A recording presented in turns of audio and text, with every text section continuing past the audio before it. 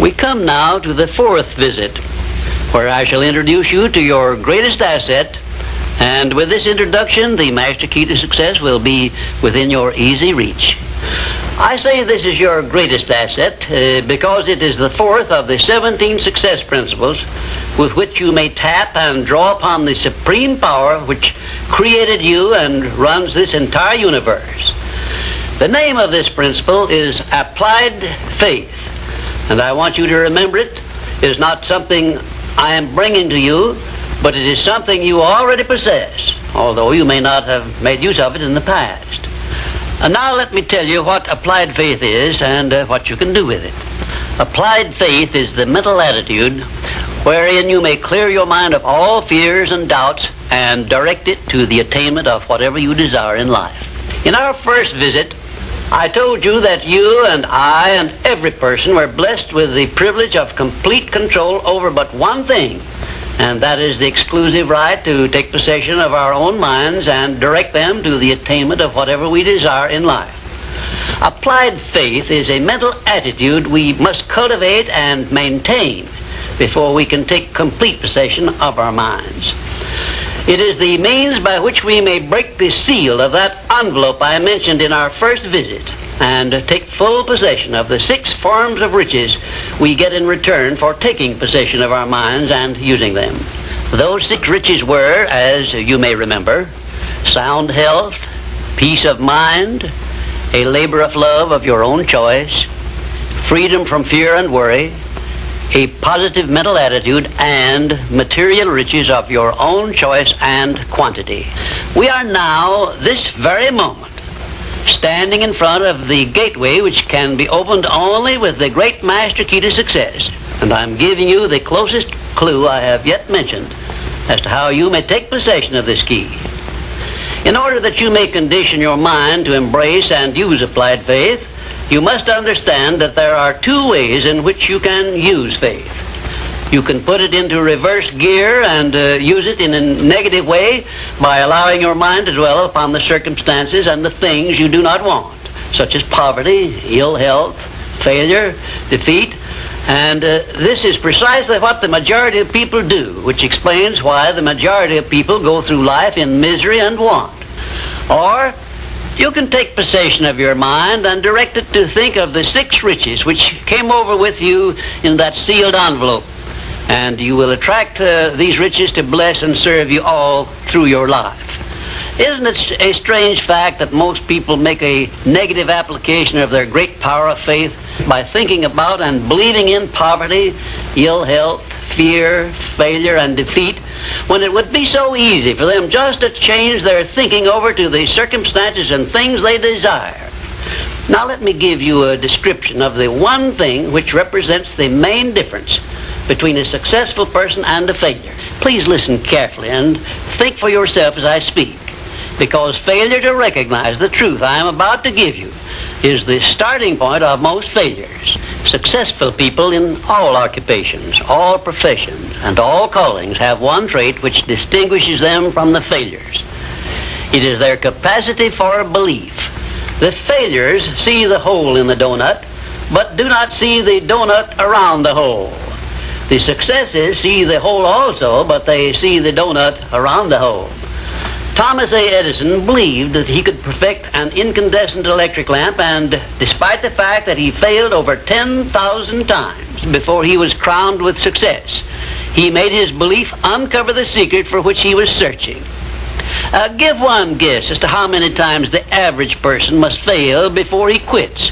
Fails because of the lack of capacity for belief. How many times can you meet with defeat before you give up the ghost and quit? Henry Ford believed he could build a self-propelled vehicle which would take the place of the horse and buggy. And despite the ridicule of relatives and neighbors and the lack of finances, he transmuted his belief into an industrial empire which changed the entire American way of life. Mind you, Ford did this with very little education and no operating capital to begin with. Right here, let me ask you a question which may well change your entire life. You perhaps have an idea or a plan which would be useful to other people. but you have done nothing about it because you lack the self-confidence to give you a start. In other words, you are now where Henry Ford was before he built the first model of his world-famous automobile. Mr. Ford broke through that wall of fear, which may now be holding you back, and put his idea into operation by making use of the mastermind principle I mentioned in our second visit, through an alliance with his wife. Now, the question I wish to ask you is this. Why don't you form a mastermind alliance with someone and begin putting your ideas to work for you? Belief is truly a magic word because it is the beginning of all successes. It is the very foundation of civilization. It is the one quality you must develop before you can make use of the great master key to success. To be successful, you must become a person with a great capacity for belief. And the place to start believing is with yourself. You should begin by recognizing that you were born with the privilege of complete control over your own mind. You should also recognize that by the application of the master key to success, which I am passing on to you through these visits, you can take full possession of your mind and make it yield you whatever you demand in life. Observe, I use the word demand, not beg. The Creator never intended for you to beg for anything. If He had, He would not have blessed you with full control over your own mind. If your life is not what you want it to be, you can change it. As a matter of fact, you can do anything within reason that you desire to do if you embrace the principle of applied faith and keep it directed to the attainment of the things you want and off the things you do not want. I should know what I'm talking about because I was handicapped at birth by the four horsemen which keep most people in bondage all the days of their lives: poverty, fear, illiteracy, and superstition. I have discovered the master key which gives one deliverance from all the evils one does not want and opens wide the gateway to the riches which the Creator intended every person to enjoy on this earth.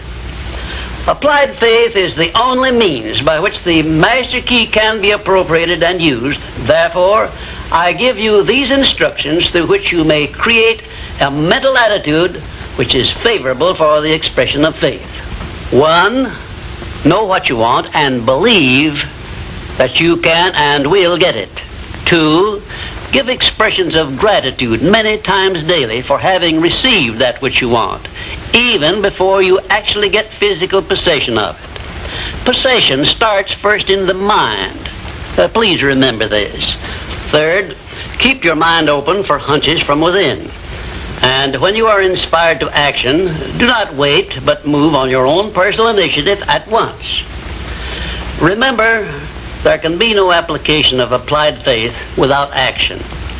4th, when overtaken by defeat, as you may be many times, remember that man's faith is tested many times before he is crowned with final victory.